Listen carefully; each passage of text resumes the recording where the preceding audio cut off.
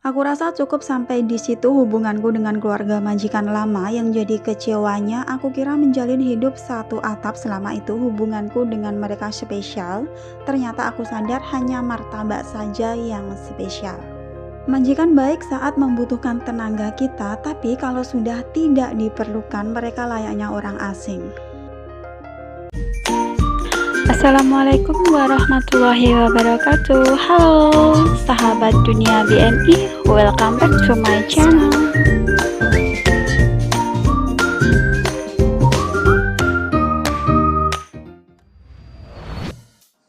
Teman-teman, hari ini saya mau berbagi cerita dari seorang PMI yang bekerja di Taiwan. Dia ini menjaga ama selama 4 tahun, lalu ama meninggal.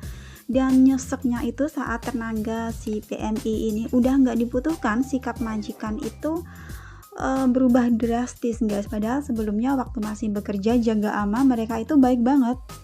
Inilah curhatan dari PMI tersebut. Jaga ama selama 4 tahun lebih dan beliau meninggal. Majikan ngasih aku hongpao sebesar 600 NT dolar. Seusai ama dibakar dan aku bersih-bersih rumah 4 lantai. 2 hari kemudian di pagi buta aku tengah masak sarapan buat mereka. Satu rumah ada 8 orang. Majikan turun ke dapur melontarkan bahwasanya mulai hari ini aku nggak usah ngerjain apa-apa karena nggak digaji. Aku langsung jawab, oh baik, langsung bergegas ke kamar merenung.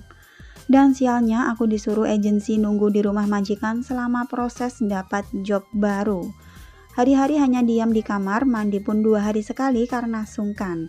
Mau beli sarapan atau makan siang susah keluar karena emang nggak pernah dikasih kunci rumah. Tiap siang aku lapar, aku selalu repotin temen suruh nganter makanan karena malam majikan baru pada pulang kerja, jadi aku baru bisa buat keluar beli makan malam.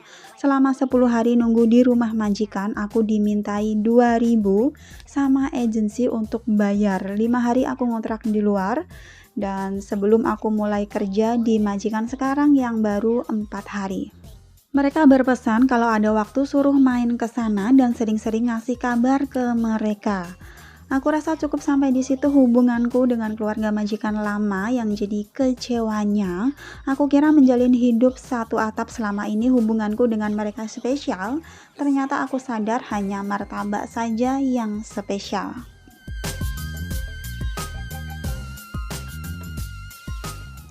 Gimana menurut kalian dari curhatan mbaknya ini guys? Padahal mbaknya ini udah lama loh kerja di majikan tersebut, udah 4 tahun jaga ama. Tapi setelah udah nggak dibutuhkan, mbaknya ini udah dianggap orang lain. Padahal sebelumnya waktu masih jaga ama, majikannya itu juga baik-baik saja.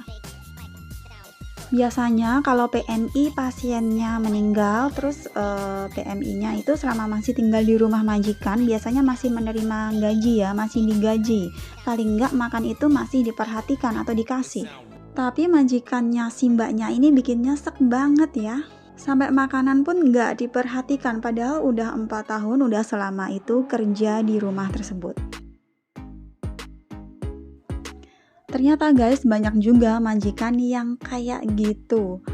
Nggak semuanya ya, nggak semua, cuma banyak yang seperti itu. Baik banget saat masih dibutuhkan, udah dianggap kayak keluarga sendiri gitu. Tapi kalau udah nggak dibutuhkan, mereka berubah menjadi orang asing lagi. Hayo, di antara teman-teman PMI, adakah yang memiliki nasib serupa ya atau pengalaman serupa seperti apa yang dialami oleh mbaknya itu? Kita udah kerja pakai hati, menyayangi pasien yang kita jaga itu layaknya orang tua sendiri, menyayangi keluarga majikan layaknya keluarga sendiri, tapi ketika kita udah nggak dibutuhkan, ternyata kita bukan apa-apa di mata mereka. Ada yang pernah mengalami hal serupa? Komen ya guys. Cuma banyak juga guys yang majikannya itu baik saat amannya atau pasien yang dijaganya itu meninggal, pekerjanya dikasih hongpao banyak sampai puluhan ribu, terus dibeliin emas lah, baju lah, ini itu. Selama belum dijemput oleh agensi, mereka masih tinggal di rumah majikan itu, masih diperhatikan, masih digaji juga walaupun hanya kerja seadanya. Tetap semangat ya buat Mbaknya, buat Mbak Caca ini, banyak temennya ya, saya banyak banget temennya yang mengalami nasib seperti itu saya kira. Semoga di majikan yang baru ini, Mbaknya mendapatkan majikan yang jauh lebih baik daripada majikan yang sebelumnya. Amin amin ya robbal alamin. Sukses selalu buat teman-teman sahabat PMI dimanapun Anda berada. Next ada berita yang lagi heboh juga di Taiwan guys, yaitu ada sebanyak 49 pekerja migran diamankan polisi di Taoyuan kemarin malam ya, yang mereka ini mereka lagi asik dugem dan tak memperhatikan aturan.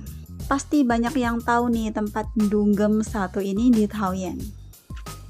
Dilansir dari suara BMI.com, pandemi yang hingga kini belum pulih kembali membuat semua negara tetap waspada walaupun aturan sudah tidak seketat dahulu di Taiwan. Namun kelonggaran aturan ini rupanya disalahgunakan oleh pekerja migran yang ada di Taiwan. Walaupun epidemi sudah melambat dan banyak toko dan tempat berkumpul sudah buka, namun tentunya ada aturan yang harus ditaati oleh pengunjungnya. Subbiro Polisi Taoyuan kemarin malam pada tanggal 21 November mengadakan inspeksi dadakan khusus tempat makan pekerja migran biasanya kumpul dan tempat karaoke atau dugem yang sering dimanfaatkan oleh pekerja migran. Dalam razia dadakan itu, kepolisian mengamankan 49 pekerja migran yang melanggar aturan epidemi dan juga mereka belum melakukan vaksin sama sekali. Selain itu, pemilik usaha juga tidak melakukan atau menerapkan aturan langkah pencegahan epidemi. Mereka pun mendapatkan teguran keras di mana keteledoran ini bisa menyebabkan kasus kembali meningkat. Menurut polisi, total 49 pekerja migran di mana 39 laki-laki dan 10 wanita ditangkap karena mereka belum melakukan vaksinasi dosis pertama dan melanggar aturan epidemi. Percakapan antara polisi vs pekerja migran, kamu belum dapat vaksin ya? Pekerja itu menjawab dengan menggelengkan kepalanya. Namun bagi mereka yang sudah vaksin diperbolehkan melakukan aktivitas seperti normalnya. Mana kartu vaksinmu? Tanya polisi kepada pekerja migran. Saya tidak membawanya, jawabnya. Meski tidak membawa kartu namun sudah divaksin tetap bisa bebas masuk. Polisi sangat menyayangkan yang punya usaha karena hanya demi uang mereka abai dan lalai, tidak memperhatikan siapa yang masuk, apakah sudah divaksin, apa belum. Nah, bagi teman-teman yang belum vaksin, sebaiknya segera vaksin agar kalian bebas pergi kemana saja tanpa takut didenda ya guys. Lagi pula saat ini di Taiwan pun program vaksin itu udah banyak ya, udah banyak tersedia vaksin baik itu BNT ataupun ECI. Jadi demi keamanan kita semua teman-teman sebaiknya vaksin. Thanks for watching and see you next video. Wassalamualaikum warahmatullahi wabarakatuh. Bye bye.